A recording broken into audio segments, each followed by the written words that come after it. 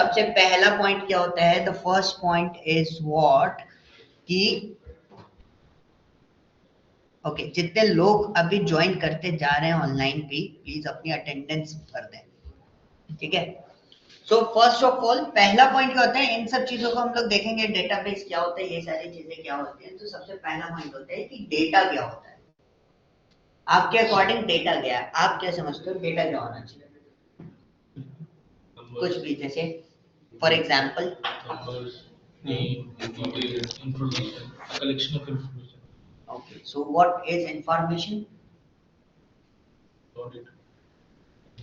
उल्टा बोल दिया। Data is what? Raw facts. अगर सपोज मैंने किसी उस पर लिख दिया एसक्यूएल एंड मैंने एसक्यूएल के बारे में कुछ नहीं लिखा, सिर्फ क्या लिखा हुआ है? एसक्यूएल लिखा है, that is called what? Raw fact. Raw fact यानी कि डेटा है, ठीक है। अब मीनिंगफुल डेटा सुरेश सर से पूछ लो, सुरेश सर, ठीक है। अब meaningful data is called what? Information. मतलब सपोज अभी मैंने लिखा अभिनव, ठीक है। सो अभिनव लिखा है, अभिनव इज द नेम ओनली। किस चीज का नेम है वी डोंट नो। वो हो सकता है किसी चाट भंडार का नेम हो, ठीक है, हो सकता है किसी कॉफी शॉप का नेम हो सकता है किसी ऑर्गेनाइजेशन का नेम हो, या अभिनव हो सकता है किसी पर्सन का नेम हो। तो कुछ भी हो सकता है। तो जब तक उस पर्टिकुलर फॉर्मेट यानी उस पर्टिकुलर डेटा का कोई मीनिंग फॉर्मेट नहीं है, तब तक वो क्या होता है? डेटा होता है, इट्स एन रॉ फैक्ट, ठीक है। और meaningful data that is called what? Information. जब हम उसे टर्न कर देते हैं, स्टूडेंट नेम इज अभिनव, तो अब क्या हो गया? उसको एक इंफॉर्मेटिव फॉर्मेट में हमने उसको क्या कर दिया है? टर्न कर दिया है। So this is called what? Information, ठीक है। तो पहला पॉइंट क्या होता है कि डेटा जो होता है, डेटा फॉर्मेट से अगर आप बात करोगे, data is what? Raw facts. Information is what? A meaningful data that is called what? Information, ठीक है। क्लियर हुआ ये दो चीजें? अब कुछ चीजें हम लोगों का आज मेनली एजेंडा क्या है? एजेंडा बहुत सिंपल सा है कि डेटाबेस क्या होता है, डेटाबेस मैनेजमेंट सिस्टम क्या होता है, एसक्यूएल क्या है, ठीक है, टाइप्स ऑफ डेटाबेस आर्किटेक्चर्स कौन कौन से होते हैं, ये सारी चीजों पे। इसमें थ्योरी थोड़ी सी ज्यादा होती है, ठीक है। एज कंपेयर टू आप जब काम करने बैठोगे, काम आपको ज्यादा आसान लगेगा, बट थ्योरी को उसका जो कॉन्सेप्ट है, वो कॉन्सेप्ट बैठाने के लिए आपको थोड़ी ज्यादा मेहनत करनी पड़ेगी। मैं आपको पॉइंट्स बताता जाऊंगा, कहाँ आपको मेहनत करनी है, कहाँ आपको कम मेहनत करनी है। कॉन्सेप्ट जितने भी होंगे सीक्वल के अंदर, मतलब लॉजिकल कॉन्सेप्ट रहते हैं कि किस तरीके से कौन सा डेटा हम स्टोरेज ले सकते हैं, कैसे काम कर सकते हैं, उन पे आपको थोड़ी सी ज्यादा मेहनत करनी पड़ेगी। बाकी क्वेरीज तो आसान होती है, फटाफट बना लो, ठीक है। सो डेटाबेस क्या होता है, ठीक है। अभी हमने बात करी कि इसकी डेटा है इंफॉर्मेशन की। अब सेकेंड लेवल आता है कि डेटाबेस क्या होता है, व्हाट इज डेटाबेस। तो डेटाबेस के बारे में अगर मैं सिंपली बोलूं, आपके अकॉर्डिंग डेटाबेस क्या होगा? एक्सेल को मैं डेटाबेस बोल सकता हूँ? यस, है ना? क्यों बोल सकते हैं हम एक्सेल को डेटाबेस? क्योंकि एक्सेल में हम लोग डेटा स्टोर करते हैं। डेटा स्टोर करते हैं, इसलिए हम उसको क्या बोलते हैं? डेटाबेस बोलते हैं। आप अपनी वार्डरोब को डेटाबेस बोल सकते हो? बिल्कुल बोल सकते हैं, क्योंकि उसमें भी हम चीजें स्टोर करते हैं। एक ऐसा लोकेशन, एक ऐसा कंटेनर जिधर आप कोई डेटा स्टोर या कोई मटेरियल स्टोर करके रखते हो, that is called what? Database. अब हम थोड़ा सा टेक्निकल फॉर्मेट पे आते हैं। अब नॉर्मली अगर हम बात करें, एक्सेल में जो डेटा आप स्टोर कर रहे हो वो किस फॉर्मेट में स्टोर करते हो? इलेक्ट्रॉनिक फॉर्मेट, ठीक है। सो जब भी आप किसी डेटा को इलेक्ट्रॉनिक फॉर्मेट में किसी पर्टिकुलर स्पेस पे या पर्टिकुलर सॉफ्टवेयर पर्टिकुलर स्पेस पे आप उसको स्टोर करके रखते हो, that is called what? Database. अगर मैं नॉर्मली बात करूं, अभी मैं सिस्टम एक्सेस कर रहा हूं, तो मेरा हार्ड डिस्क क्या है? डेटाबेस है। मेरी रैम क्या अभी चल रही है, तो रैम पे भी क्या क्रिएट हो रहा है? डेटाबेस का फॉर्मेट क्या है? हालांकि वो डेटाबेस एग्जैक्टली नहीं बोलेंगे उसको, तो हम बोलते हैं बहुत अलग सेगमेंट्स वगैरह बहुत सारे पॉइंट्स होते हैं। But database is what? Where we collect the data, ठीक है, organised format. Not like this कि डेटा उठाया डालते चलेगा, कोई भी डेटा डाल दिया वो अनस्ट्रक्चर्ड फॉर्मेट हो जाता है। But database is what? Organised collection of data stored in electronic format, simple definition, ठीक है। तो यहाँ पे आपकी फाइल्स है, यहाँ पे आपकी फाइल्स है, और ये क्या है? डेटाबेस। ये लोगो जो मैंने बनाया ना ड्रम टाइप का, जो आपको दिख रहा है, जो मैंने आइकन्स आपको दिखा रहा हूँ, ये आइकन एग्जैक्टली ऐसे होते हैं जब भी डेटाबेस का फॉर्मेट आप टेक्निकली फॉर्मेट में कहीं भी देखो, सॉफ्टवेयर के अंदर भी देखो ना, तो इसी टाइप का आइकन आपको दिखाई देगा, that is called what, database. ऐसे ड्रम दिखाई दे रहा है, इसका मतलब क्या हो गया, वो डेटाबेस है। ठीक है, अब डेटाबेस में अगर बात करूं, एक सिंपल है, अभी आपने बोला कि एक्सेल इज अ डेटाबेस, तो एक्सेल को एक डेटाबेस की तरह हम लोग समझ लेते हैं, एक ट्रेडिशनल फाइल सिस्टम हो गया वो हमारा, तो हम उसको एक डेटाबेस की तरीके से समझ रहे हैं। तो उसमें आप क्या क्या चीजें कर सकते हो, ऐसे कौन से 4 ऑपरेशन होते हैं जो आप उसके अंदर परफॉर्म करते हो? पहले एक्सेस कर सकते हैं, चेंज कर सकते हैं, और अपडेट और बात होगी वो अपडेट, और क्रूड ऑपरेशन बोलते हैं, एक सिंपल वर्ड होता है ना, क्रूड या कर्ड ऑपरेशन बोलो, आप कुछ भी बोल सकते हैं, CRUD या CURD, जो मर्जी हो वो आप कंसिडर कर सकते हो। C is stands for create, U is stands for update, R is stands for read and D is stands for delete. आपसे इंटरव्यू में ऐसी चीजें पूछ ली जाती है, अच्छा ठीक है कुछ नहीं बता रहे, कुछ मत बताओ, ये बता दो इसके फिर कौन कौन से कितने ऑपरेशन हम इसमें परफॉर्म करते हैं, हम इसमें 4 ऑपरेशन परफॉर्म कर सकते हैं। कोई भी डेटा होगा, ये मैंने बोला, आप नॉर्मली सोच के देखो, नॉर्मली किसी डेटाबेस को आप क्रिएट कर सकते हो, उस डेटाबेस में कुछ चेंजेस करने हैं तो आप उसे अपडेट कर सकते हो, ठीक है, उसको आप रीड कर सकते हो, टेबल देखनी है तो हम टेबल देख सकते हैं, ठीक है, या फिर हम उस डेटा में कुछ चीज हमारी स्टोर्ड है तो हम उसे डिलीट कर सकते हैं, ठीक है।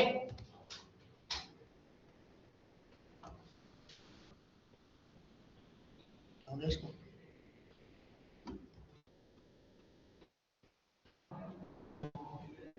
कंट्रोल F5 में कंट्रोल F दबा रहा था, ओके, क्लियर हुआ। ये सारे ऑपरेशन जो होते हैं वो आप परफॉर्म कर सकते हो किसी एक डेटाबेस के ऊपर। हम आगे इनके बारे में बहुत डिटेल में पढ़ने वाले हैं, इन्हीं ऑपरेशंस के बारे में, कैसे कैसे ये चीजें चलती है। Second one is database management system. क्या होता है? डीबीएमएस की बात कर रहे हैं, आपके पास क्या है, माइस्क्वेल क्या है, सिस्टम, ठीक है, माइस्क्वेल क्या है, डेटाबेस मैनेजमेंट सिस्टम है। मैं एसक्यूएल की बात ही नहीं कर रहा, दोनों चीजें बहुत डिफरेंट है, एक दूसरे से बिल्कुल अलग होती हैं। माइस्क्वेल, एसक्यूएल सर्वर, DB2, पोस्टग्रेस, ये सारे क्या है, डेटाबेस मैनेजमेंट सिस्टम, ठीक है, सारे क्या है, डेटाबेस मैनेजमेंट सिस्टम है। उस पर जो लैंग्वेज वर्क करती है वो वर्क कौन सी करती है, एसक्यूएल लैंग्वेज वर्क करती है, ठीक है। डेटाबेस मैनेजमेंट सिस्टम क्या हो गया, अब एक होता है डेटाबेस, ठीक है, डेटाबेस हमने समझ लिया था क्या है, वो एक कंटेनर है जिसके अंदर हम डेटा स्टोर करके रख रहे हैं। अब आपका डेटाबेस मैनेजमेंट सिस्टम क्या है, डेटाबेस मैनेजमेंट सिस्टम लास्ट में लगा था, क्या लगा, मैनेजमेंट सिस्टम। इंजीनियरिंग जिन लोगों ने करी है उनको पता है, उनके कॉलेज क्या क्या लगा रहता था, मैनेजमेंट लगा रहता था, that is called as MBA वाले उसमें इंक्लूड होते थे, इसलिए मैनेजमेंट लगा। लेकिन हर कॉलेज का एक set of rules and policies होती है, ठीक है, that is called what, management system.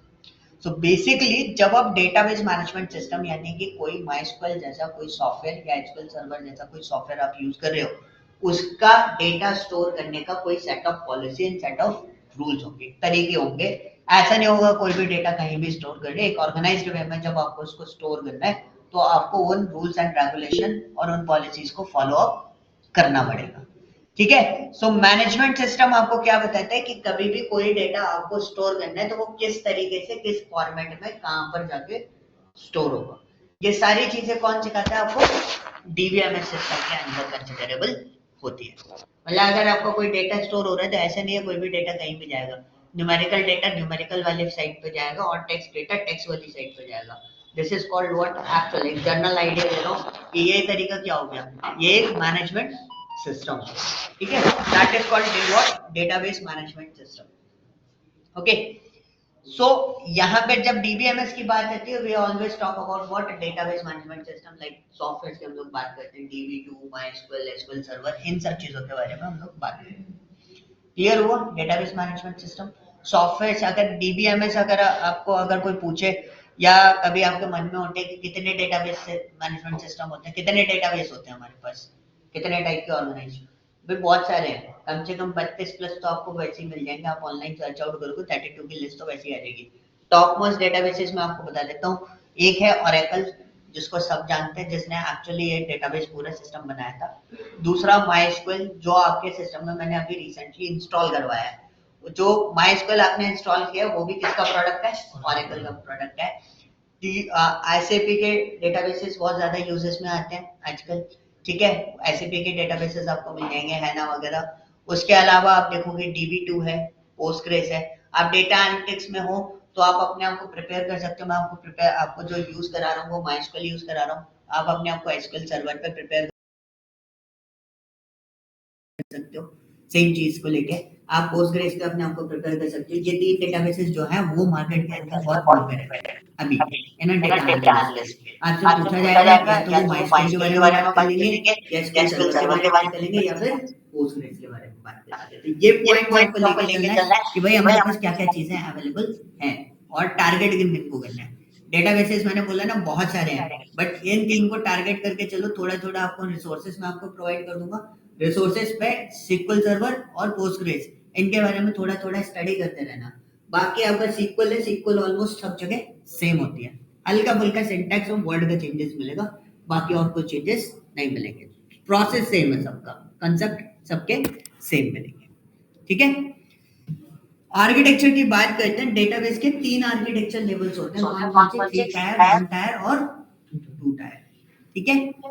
Single tyre क्या होता है? सिंगल टायर डेटाबेस यानी कि मैं अगर बात करूं MySQL के अंदर, MySQL 5.0 वर्जन बता रहा हूं मैं आपको। वो कैसा था? वो क्लाइंट बेस्ड था। क्लाइंट बेस्ड का मतलब क्या है? उसको किसी भी इंटरनेट कनेक्शन, अभी जो आप यूज कर रहे हो वो 3 टायर आर्किटेक्चर है। जो MySQL आपको मैंने इंस्टॉल कराया वो कौन सा है? 3 टायर है। इसमें इतना टेंशन नहीं लेना है कि आपसे इतना डीप टाइप होकर नहीं पूछा जाएगा, नॉर्मल चीजें पूछी जाती है। ये मैं इसलिए बता रहा हूँ ताकि आपको सॉफ्टवेयर के बारे में भी प्रॉपर नॉलेज होनी चाहिए। तो ये अभी जो हम यूज कर रहे हैं वो 3 टायर का है। पहले 1 टायर में आपको बताता हूँ। 1 टायर होता है जैसे आप एक्सेल बनाते, एक्सेल यूज करते हो, तो एक्सेल आपका वेब बेस्ड नहीं है। वो क्या है? सिस्टम में इंस्टॉल होता है, सिस्टम में बनाते हो, देन उसके बाद आप फाइल शेयर करते हो, ठीक है। एक्सेल में क्या कर रहे थे? सिस्टम में बना रहे थे, सेव करते हो, फिर उसके बाद फाइल शेयर करते हो। That is called what? Single tyre format. मतलब वो आपके सिस्टम में ही चलेगा। ऐसे ही डेटाबेस में MySQL 5.0 है जो कि क्लाइंट बेस्ड है पूरा। क्लाइंट बेस्ड यानी कि आपको सिस्टम में इंस्टॉल करना है, इंस्टॉल करके आपके सिस्टम में ही डेटाबेस बनाएगा और उसकी फाइल लेके आप दूसरे को शेयर कर सकते हो। This is the process of this, ठीक है। बट हम इस पे वर्कआउट नहीं करते। इसमें कोई नेटवर्क कनेक्शन की जरूरत नहीं है, कोई सर्वर की जरूरत नहीं है। वो सिंपली आपके सिस्टम के अंदर नॉर्मल तरीके से वर्कआउट करेगा, ठीक है। ये पहले चलते थे, अब नहीं चलता ये सब काम। 2 टायर आर्किटेक्चर, अब आप देखोगे उससे डायग्राम देखो, इतनी बड़ी थ्योरी पढ़ने की जरूरत नहीं पड़ेगी, ठीक है। वो मैंने इसलिए लिख रखा है। ये फाइल मैं आपको लिंक आपको शेयर कर दूंगा। ये स्लाइड इसी तरीके से चल रही है, आपको मिल जाएगी आपको गूगल क्लासरूम पे, वहां से क्लिक करके आप इसको देख सकते हो, ठीक है। सो यहाँ पे आपको इस पे ध्यान देना है, किस पे? डायग्राम पे। डायग्राम पे अगर आप यहाँ पे ध्यान दो तो यहाँ पे क्या है? एक क्लाइंट मशीन है। क्लाइंट क्या होता है? सर्वर क्या होता है? Any idea?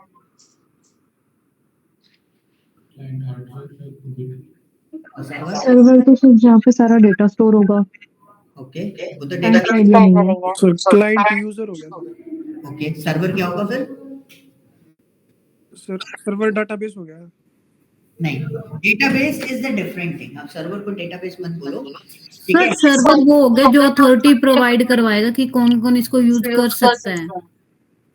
ओके, वो भी सिक्योरिटी पॉइंट पे आता है। सर्वर और क्लाइंट के बारे में एक सिंपल सी general what simple layman language में बता देता हूँ। क्लाइंट इज व्हाट, जो अन्य ने बोला अभी क्या? यूजर, यानी कि हम अपने सिस्टम पे, that is called what? Client है। वो हमारी क्या होगी? क्लाइंट मशीन होगी। सर्वर क्या है? सर्विस प्रोवाइडर होता है। आप वेबसाइट ऑन कर रहे हो या कुछ भी चीज ऑन कर रहे हो, एक रिमोट लोकेशन जहां से वो सारी सर्विसेज आप एक्सेस कर सकते हो, उसको हम क्या बोलते हैं? सर्वर बोलते हैं। सिंपल भाषा में ये चीज बोलते हैं। वैसे तो बहुत डीप टाइप फॉर्मेट बहुत सारे होते हैं इसमें। एनीडेक्स एग्जांपल नहीं है।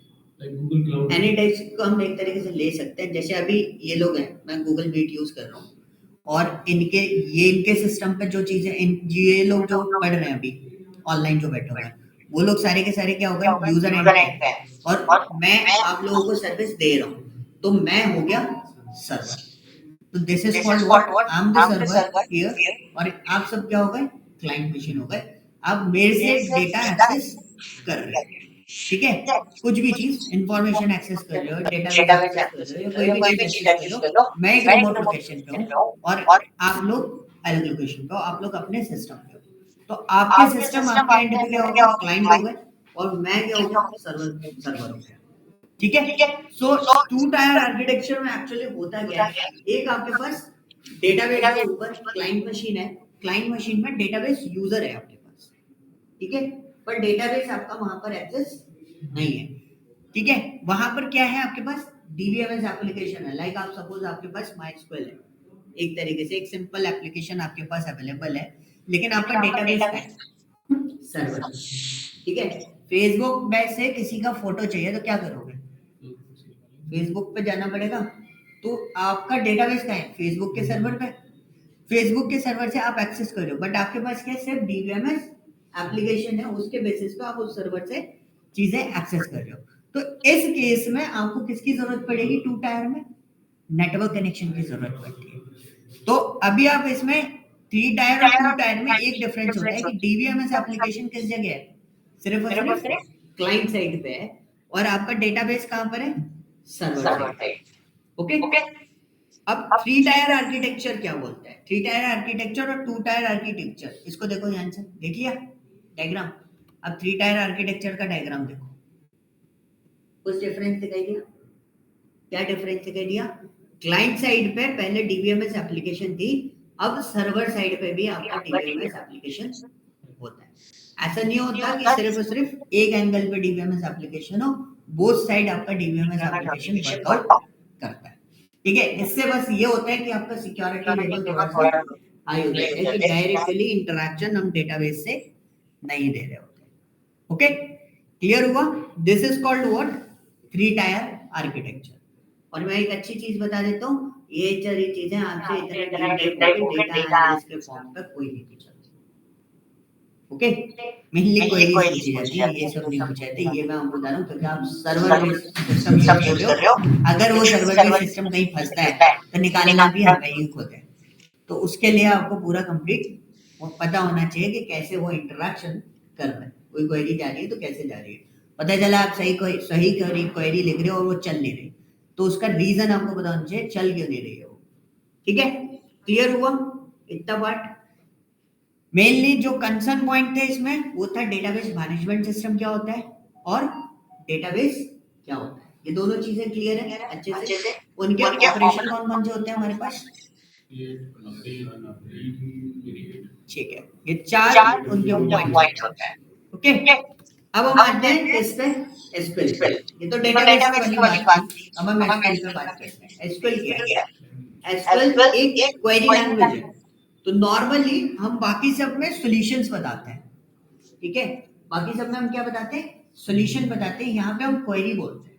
Query in the sense, for example जैसे आप लोग मुझसे क्वेरी करते हो कि ये पर्टिकुलर ये चीज क्या है, ठीक है, बट मैं आंसर कब दे पाऊंगा आपको, जब आपका क्वेरी सही होगा।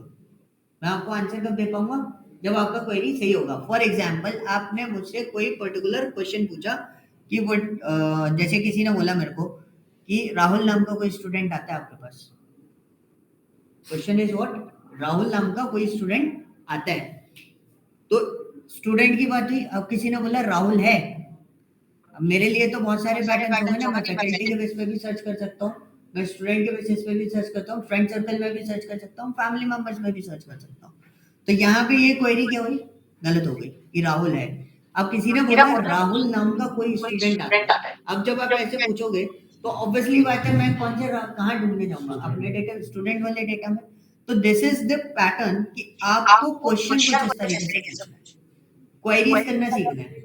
अब मैं लॉजिक वो नहीं बोला कि सॉल्यूशन बनाना है, आपको क्या करना है, क्वेश्चन बनाने सीखना है, कि क्वेश्चन आपको पूछना है लेकिन इस तरीके से पूछना है कि सामने वाले को प्रॉपर्ली समझ में आए।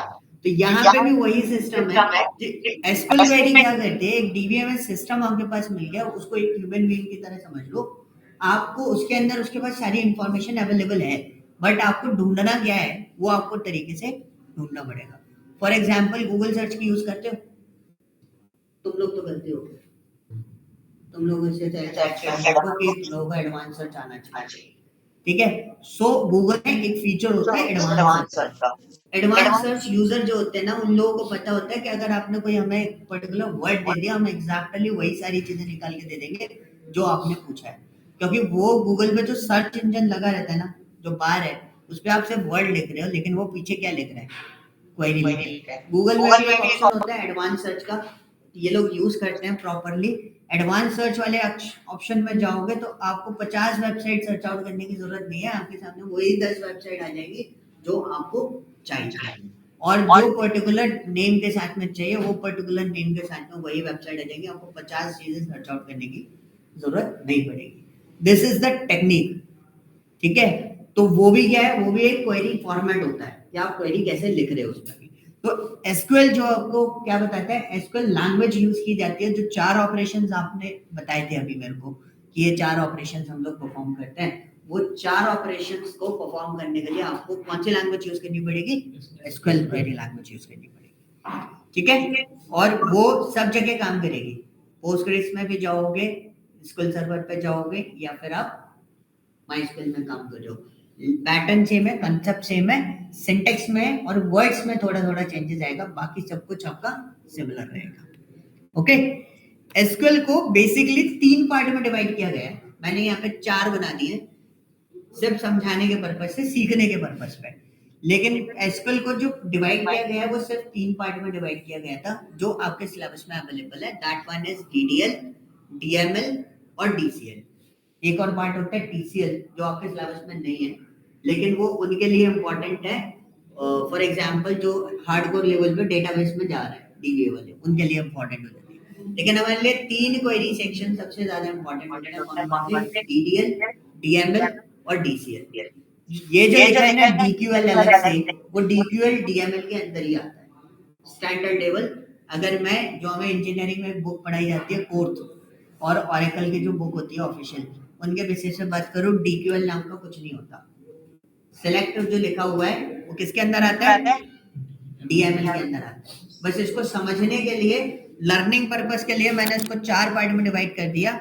DDL is what, data definition language, मतलब मैं बात कर रहा हूं डेटाबेस क्रिएट करने की, इसकी बात कर रहा हूं यहाँ पे, डेटाबेस क्रिएट करने की बात कर रहे हैं। अब DML, database manipulation language. Manipulation language मतलब जो डेटा स्टोर्ड है या कोई डेटा आपको स्टोर करना है। मैं टेबल की बात नहीं कर रहा, मैं डेटाबेस की बात नहीं कर रहा, मैं बात कर रहा हूँ किसके अंदर की बात कर रहा हूँ, डेटाबेस के अंदर। यानी कि जैसे आप लोगों ने एक्सेल पढ़ रखा है, कुछ लोगों ने एक्सेल जब ओपन करते हो, वर्कबुक बनाना, टेबल का शीट का स्ट्रक्चर बनाना, वो हो गया क्या, डीडीएल। उसके अंदर जो डेटा आप स्टोर कर रहे हो, उस डेटा के साथ में कुछ भी चेंजेस कर रहे हो, कुछ भी कुछ भी कर रहे हो, नया डेटा डिलीट करना, उसको अपडेट करने का काम जो भी कर रहे हो, वो सारा क्या हो गया आपका, डेटा मैनिपुलेशन हो गया। अब आप कुछ डेटा इंफॉर्मेशन गैदर कर रहे हो, निकाल रहे हो, उसमें से कुछ इंफॉर्मेशन आप फैच कर रहे हो, वो फैच होता है किसके थ्रू, डेटा क्वेरी लैंग्वेज, मतलब सिलेक्ट के थ्रू। सिलेक्ट पार्ट होता है डीएमएल का ही, एक क्वेरी सेक्शन है सिलेक्ट। सिलेक्ट सबसे बड़ा टॉपिक यही है आपके लिए, जो लोग डेटा एनालिटिक्स में है उनके लिए मेन टॉपिक ये वाला है, सिलेक्ट वाला। सारा काम सिलेक्ट पे ही चलना है, मतलब आपको क्या करना है, डेटा फैच करना है तो आपको सिलेक्ट से ही फैच करना है। कौन सा डेटा फैच करना है, किस पार्ट का डेटा फैच करना है, या कोई पर्टिकुलर इंफॉर्मेशन फैच करनी है, तो वो आपका किसके थ्रू फैच होगा, सिलेक्ट के थ्रू फैच होगा। आपका बहुत कम काम रहेगा इंसर्ट, अपडेट एंड डिलीट से, आपका इंटरेक्शन बहुत कम रहेगा किससे, डेटा डेफिनेशन लैंग्वेज से। जो लोग डेटा साइंस और डेटा एनालिटिक्स वाले पार्ट में, उनका सबसे ज्यादा इंटरेक्शन किस पर रहेगा, सिलेक्ट वाले पार्ट, क्योंकि आपको इंफॉर्मेशन निकालनी होती है फॉर द एनालिटिकल पर्पस, और आपको इंसर्ट एंड अपडेट थोड़ा बहुत काम आता है, ज्यादा काम नहीं आता है। मैं ये पॉइंट इसलिए बोल रहा हूँ आपको, क्योंकि ये वो पॉइंट्स हैं जो वीक होते हैं सबके, ठीक है। मैं आपको बता दूंगा सारी चीजें, आपको टेबल कैसे क्रिएट करनी है, कैसे ऑल्टर करना है, वो सारी चीजें आप सीख जाओगे, लेकिन थोड़े दिनों बाद मैं दोबारा पूछूंगा तो नहीं बता पाऊंगा, ठीक है। क्योंकि आप क्या कर रहे हो, 1 या 2 टाइम्स इसको प्रोसेस कर रहे हो, उसके ज्यादा बार प्रोसेस नहीं करोगे, क्योंकि हम सबसे ज्यादा पढ़ते समय भी सबसे ज्यादा जो टाइम स्पेंड करते हैं वो किस पे स्पेंड करते हैं, सेलेक्ट वाले सेक्शन पे सबसे ज्यादा हम लोग टाइम स्पेंड करेंगे। क्लियर है? तो 3 सेक्शन है, data definition language, data manipulation language और डेटा कंट्रोल लैंग्वेज। इन सारी चीजों के बारे में हम स्टडी करेंगे। वैसे तो हमें जरूरत नहीं पड़ेगी एक्स्ट्रा की, बट इन सब चीजों के बारे में हम लोग देखने वाले हैं। क्लियर हुआ? ठीक है। तो ये एक नॉर्मल सा पार्ट था, ये आपको आपके क्लासरूम में मिल जाएगा। आज आपको क्लासरूम भी असाइन कर देते हैं, पहले मैं इसको पब्लिश फोर्थ के वो लोगों से ब्लैक कलर का जो, अच्छा वो वहां पे जाते थे। हाँ वहीं के है ना बोटल का। सब लोग ये क्लासरूम ले लेना। मटेरियल शीट फाइल और रहेंगी वो सारी की सारी इसी के अंदर है। चला लो जींस में ड्रॉर फिर के बताऊं। हाँ दिखा दो सर क्लास थोड़ा सा पेशेंस रखना सीखते समय। मैच देखा गाइस जिन लोगों ने एक्सेल पढ़ रखा है और डेटाबेस में क्या होता है ना, थोड़ा आपको है ना वो पड़ेगा। एसक्यूएल कितने बजे अपना बैच? 1 o'clock।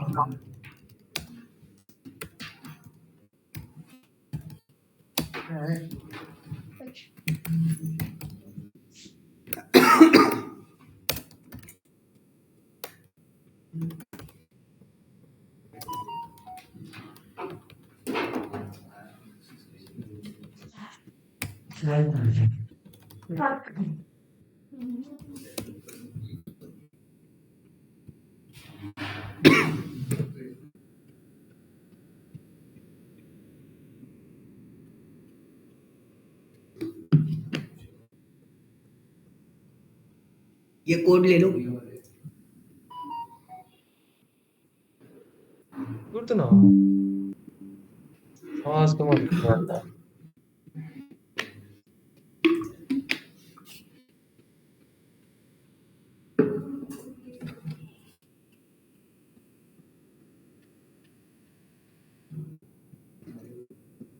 ले लिया?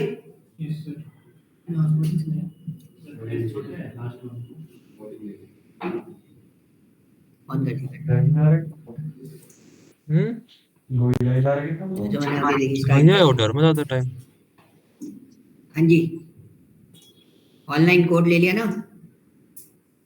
मटेरियल इसी पे आएगा और ऐसा मत करना कि एंडिंग पे आ रहे तो उसके बाद कोड बोले कोड जरूर पढ़ना है तो उसका कोई मतलब नहीं रहेगा।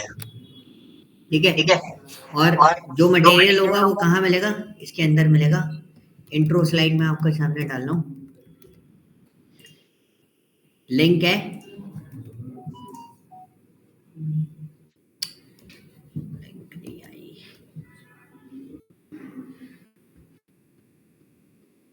और है ना, जैसे आप लोग डेटा एनालिस्ट वगैरह के लिए प्रिपरेशन कर रहे हो, पढ़ रहे हो, ठीक है? एक्सेल तो अपना स्ट्रॉन्ग रखे रखो, लेकिन है ना ये स्लाइड वाला काम होता है ना, ये भी काम आना चाहिए। कंपनीज बकायदा प्रॉपर अब लिखने लगी हैं। Microsoft office, advance Microsoft office expertise होनी चाहिए आपकी एक्सेल और पावर पॉइंट में। हाँ मेनली तो ये चीजें मैं आपको इसलिए बोल रहा हूँ क्योंकि है ना, कल हम लोग एक चीज सर्च आउट कर रहे थे। एक को ऑप्शन गार्टनर है कंपनी का नाम, उधर से ऑफर आया और उसका ऑफर उस पर्सन को 2 चीजों के बेस पे रख दिया।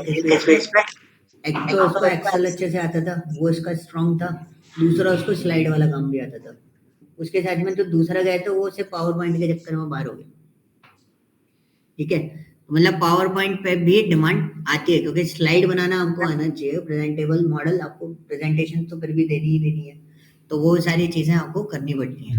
ठीक है, ऐसा नहीं होता कई बार कंपनीज आपको नहीं सिखाती। ये भी ध्यान रखना, ऐसा नहीं है सारी चीजें कंपनी ही सिखाती रहे। ठीक है, ओके।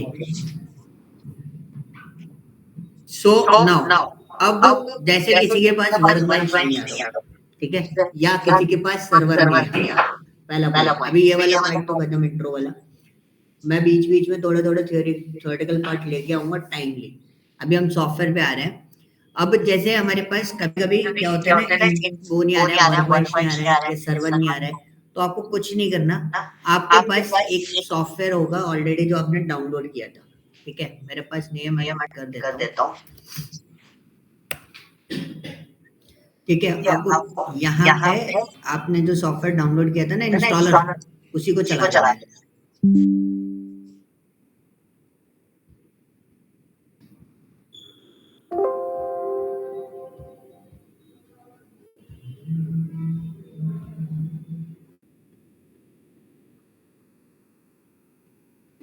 ठीक है, ये जैसे सॉफ्टवेयर आ गया मेरे पास, मैंने इसको चलाया, मेरे में ऑलरेडी इंस्टॉल्ड है, तो आपको कोई भी चीज अनइंस्टॉल करके इंस्टॉल करने की जरूरत नहीं है, क्योंकि MySQL अगर आप अनइंस्टॉल कर रहे हो इस सॉफ्टवेयर को तो बहुत जगह से फाइल्स हटानी पड़ती है, तो वो थोड़ा सा टाइम टेकिंग वाला कॉन्सेप्ट हो जाता है। कोई चीज अगर करप्ट हो जाती है, सर्वर करप्ट हो गया या वर्कबेंच आपका हट गया या कुछ प्रॉब्लम आ रही है, तो आपको उसको ऑन करना है।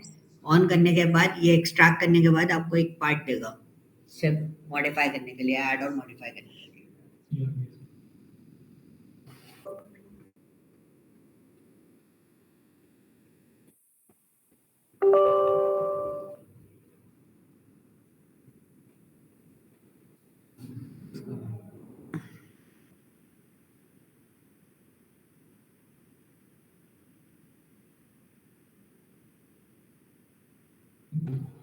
सारी चीजों, हाँ इसी तरीके से आता है पूरा क्वेश्चन।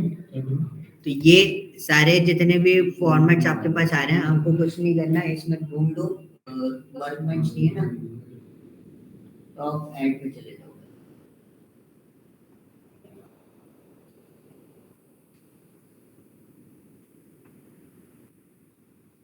तो वर्कबेंच पर है, इसको बैक करना पहले।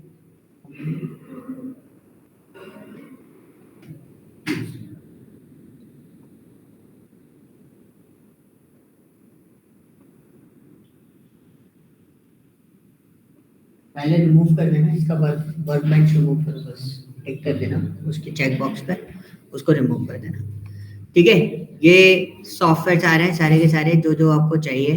जैसे मेरे में अपग्रेडेशन आ रहा है कि मेरे को अपग्रेड करने के लिए ऑप्शन आ रहा है, मैं अपग्रेड कर सकता हूँ। आपके में ऐड और मॉडिफाई वाले ऑप्शन आएंगे साइड में, ठीक है, तो वहां से आप ऐड ऑन करके उसको यूज कर सकते हो। ठीक है, अनइंस्टॉल कर दो, फिर इंस्टॉल कर दो, आपको सारा अपग्रेडेशन फॉर्मेट जो है वो आपको बाय डिफॉल्ट मिल जाएगा। ठीक है, तो यहाँ से आप इसको हैंडल कर सकते हो। अब आपको क्या करना होता है, वर्कबेंच आपको ओपन करना है नॉर्मल।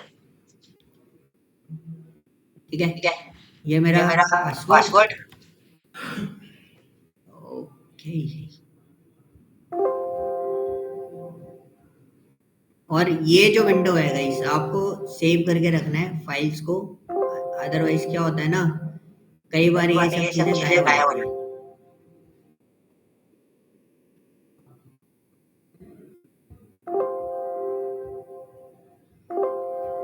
ओके, ठीक है, चलो तो बहुत टाइम लगा। सो इतना पार्ट सबके पास ओपन हो रहा है? किसी को इतने पार्ट में दिक्कत है? ऑनलाइन किसी को कोई इशू है इतने पार्ट में? चालू मेरा पासवर्ड का इशू था ना। अच्छा, पासवर्ड का इशू था। सो गाइस, पासवर्ड के इशू को रिजॉल्व करने के लिए वैसे तो मैं आपको उसका वो भेज दूंगा, क्या बोलते हैं, स्टेप्स। ठीक है, अभी आप एक काम करो, आप एक न्यू कनेक्शन क्रिएट कर लो। यहाँ पे देखो, इसको वर्कबेंच ओपन करोगे ना, तो एक प्लस का साइन है, उस पर क्लिक करो, setup a new connection.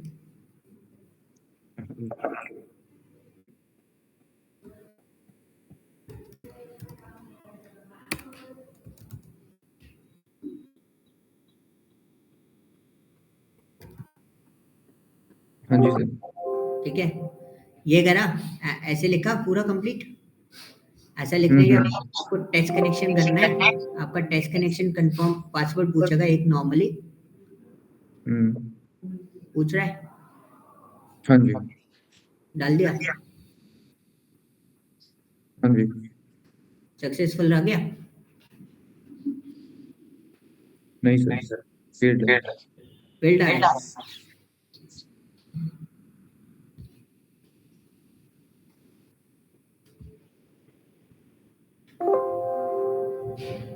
Field आ रहा है, तो इसका पासवर्ड कॉन्फ़िगरेशन में मैं आपको वो भेज दूंगा। ठीक है, तो आप स्टेप फॉलो करना, स्टेप थोड़ा सा लंबा है उसका। ओके, तो वो स्टेप आप फॉलो कर लेना, उसके अकॉर्डिंग आपका पूरा सारा सिस्टम हट जाएगा। ठीक है।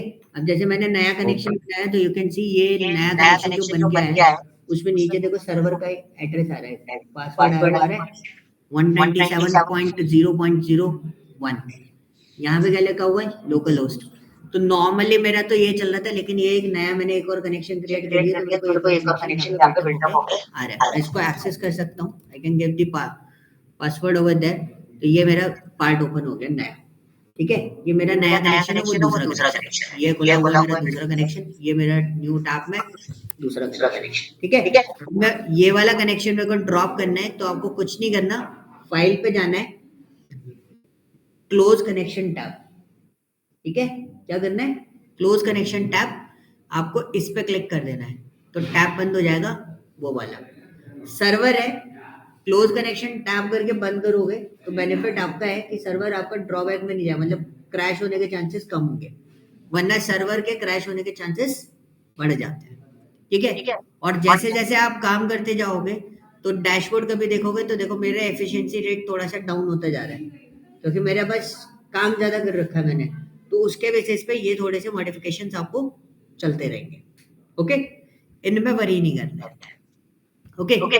सो अब चीजों पे आते हैं, कौन कौन सी चीजें क्या क्या होती हैं, उन सब चीजों पे हम लोग बात करेंगे। हाँ जी, हाँ इसको ग्रीन एरो पे क्लिक करो, हाँ बस नेक्स्ट कर देना, चलो एक ही तो आएगा वर्कपॉइंट लेके। कभी कभी क्या होता है ना, अपडेटेड वर्जन काम नहीं करते तो एक डाउन वर्जन यूज कर लो, कोई ना क्यों कर रहा है? next करो, वीडियो बनाओगे? यस करो और एग्जीक्यूट कर दो उसको, ठीक है। अब जब भी आप कोई डेटाबेस क्रिएट करते हो तो डेटाबेस क्रिएट करने के लिए एक बहुत सिंपल सी कमांड होती है, कौन सी, आपको एक स्टेटमेंट लिखना है यहाँ पर क्वेरी एडिटर के अंदर, आपको लिखना है क्रिएट, ठीक है।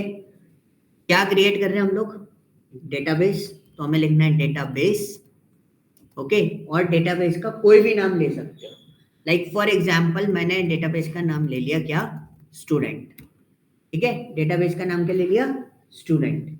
अब इसमें ये कोई केस सेंसिटिव लैंग्वेज नहीं है, आप कैपिटल में लिखना चाहो पूरा पूरा कैपिटल में लिख दो, आपको स्मॉल में लिखना है स्मॉल में लिख दो, कुछ कैपिटल कुछ स्मॉल लिखना है वैसे लिखना चाहो वैसे लिख दो, ये केस सेंसिटिव नहीं है, ओके। दूसरा पॉइंट, जैसे मैंने यहाँ पे डेटाबेस का नाम वगैरह कुछ भी दे दिया, मैंने नाम दे दिया कुछ डेटाबेस का नेम, उसके बाद आप सेमीकोलन लगा, बिना सेमीकोलन लगाए ये क्वेरी चल जाती है, लेकिन आपको हैबिट बनानी है सेमीकोलन लगाने की।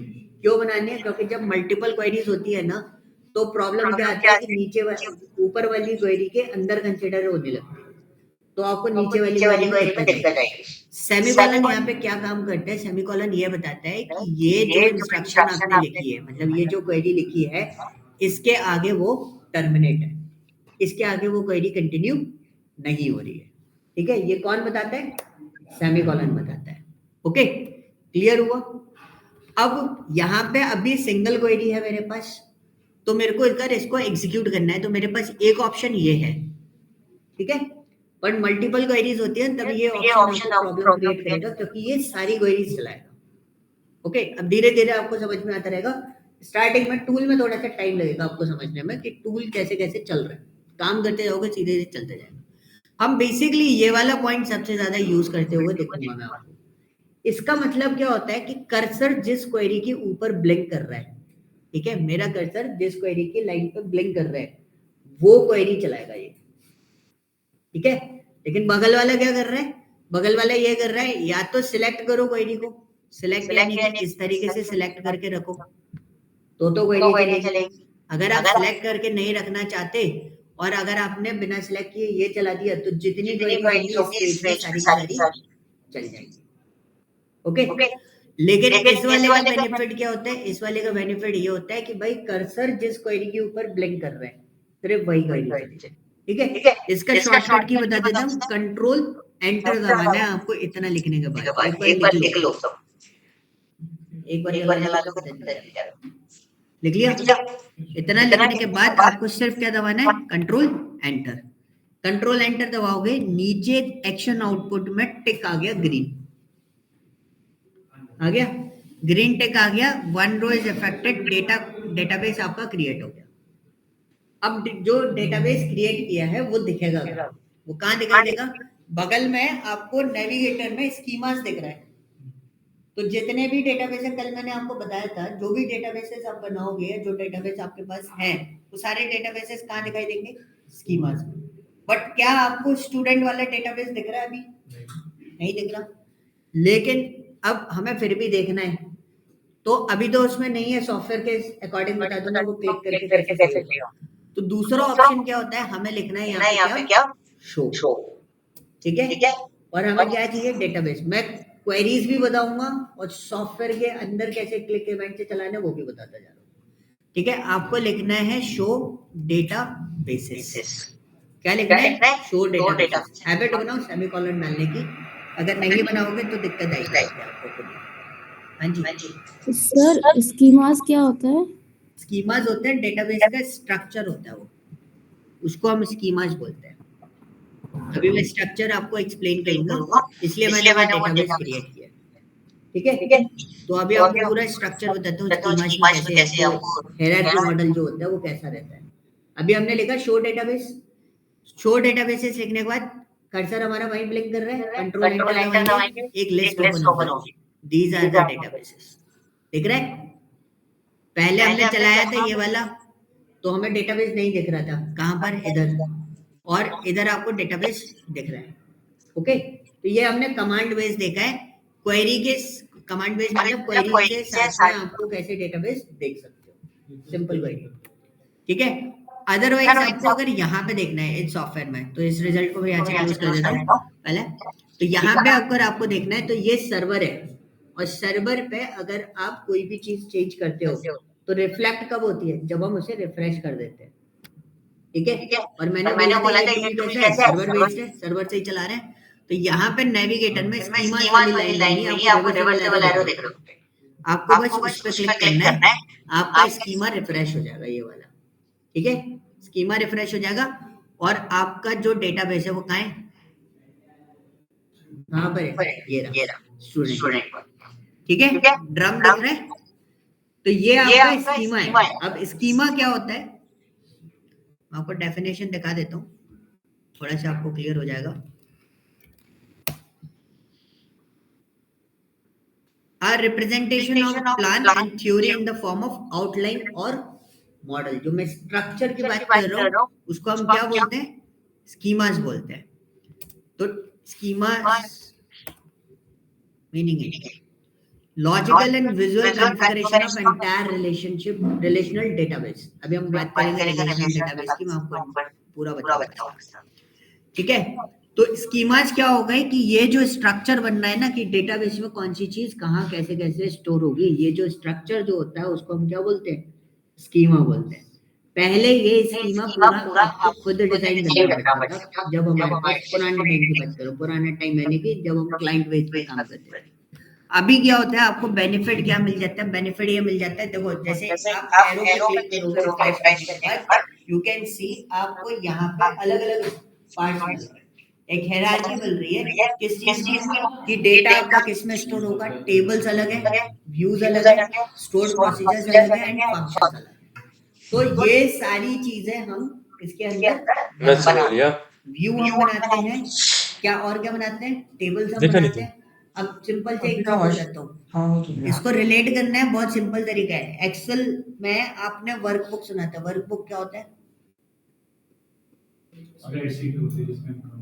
जिसके अंदर शीट का कलेक्शन होता है, तो वो हो गया आपका डेटाबेस। रिलेट करने का तरीका, ठीक है, वो क्या हो गया? Database. Database equal to workbook. Data और वर्कबुक के अंदर क्या होती है हमारी? वर्कशीट्स होती हैं। तो वर्कशीट के अंदर क्या होता है? डेटा होता है। ठीक है, डेटा किसके अंदर होता है? वर्कशीट के अंदर। लेकिन यहाँ पे उन्हीं शीट की जगह हम क्या नाम यूज करते हैं? टेबल्स नाम करते हैं। तो यहाँ पे वहाँ वर्कशीट होती है, तो यहाँ पे मास्टर जरा मेरा सर बस स्ट्रक्चर नाम चेंज है, बात तो एक ही दोनों। ठीक है, तो उसमें क्या हो गया? ये हो गई आपकी टेबल्स, विंडो बदला और ये हो गया आपका क्या? डेटाबेस। हाँ जी,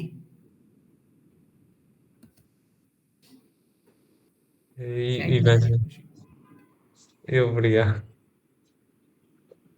हाँ मैच स्टार्ट हो गया भाई। कोई ना, बस एक छोटा सा क्वार्टर बता देता हूँ, फिर स्टॉप कर दूंगा। एक बैच तो छुट्टी लेके चला गया कल, बोल रहे देश के नाम पे सर कल नहीं लेना बैच। अब इतनी बड़ी बात तो बंद कर देंगे। चलो, शो डेटाबेस समझ में आया?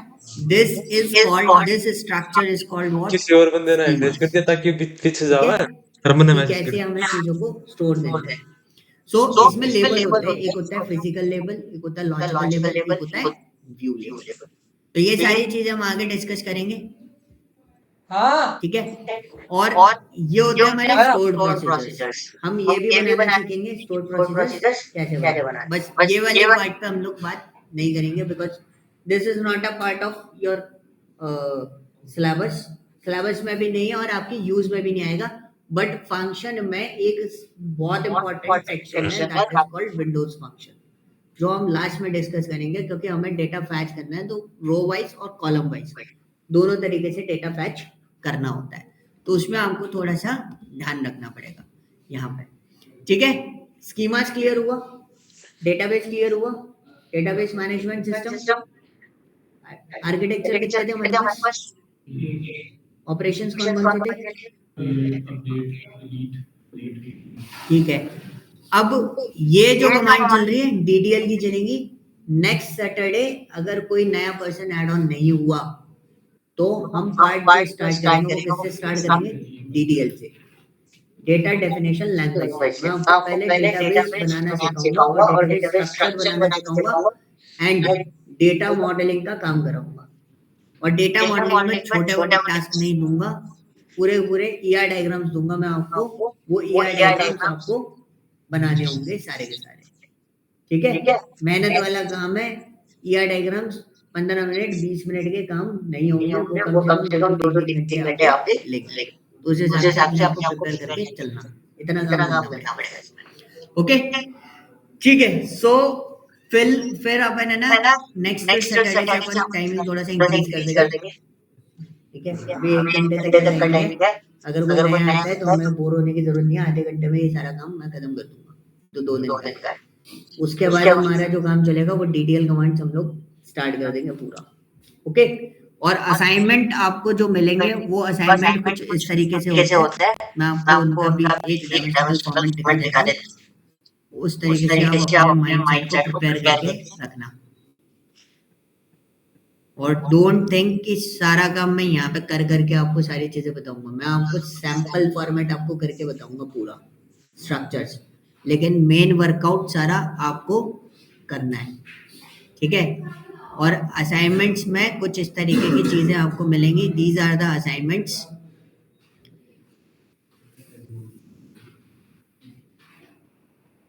ये टेबल स्ट्रक्चर है, ER डायग्राम्स, और इसके नीचे इसके पूरे क्वेश्चंस आपके पास अवेलेबल रहेंगे, ठीक है। तो ये क्वेरी सेक्शन है, ये टास्क के नीचे टास्क आपको मिल जाएंगे, वो टास्क आपको सॉल्व आउट करने हैं, ओके। और इतना काम नहीं होगा, डेटा भी लोड करना सीखना पड़ेगा। 2-2-2.5-3 लाख डेटा एक साथ कैसे चढ़ाया जाए, वो एक लाइन वाला काम नहीं करना है, एक साथ कैसे चलाएंगे। और कुछ टास्क आपको ऐसे मिलेंगे, like for example for the data modelling के टास्क जो दूंगा वो इस टाइप से दूंगा। पहले मैं आपको सारे स्ट्रक्चर्स पढ़ा दूंगा, उसके बाद ये टास्क आपको असाइन करना, ठीक है। ये मैं इसलिए बता रहा हूं, आप अपना मेंटल लेवल ऑलरेडी प्रिपेयर कर लो कि वो काम नहीं है कि 4 टेबल दिखाई मैंने दे दिया और वो 4 टेबल जो आपने लगा के दे दिया आपको वेरी नहीं करना पड़ेगा। सिंपल सी चीज है, मैं टास्क असाइन करूंगा, वो टास्क आपको परफॉर्म करके देने पड़ेगा, ठीक है। मटेरियल आपको सारा कहाँ मिलेगा? क्लासरूम पे, और कहीं नहीं मिलेगा, ठीक है। चलो फिर नेक्स्ट सैटरडे को हम इसको आगे कंटिन्यू करेंगे, आगे पूरा प्रोसेस करेंगे, ठीक है। चलो भाई, अब मैच एंजॉय करो।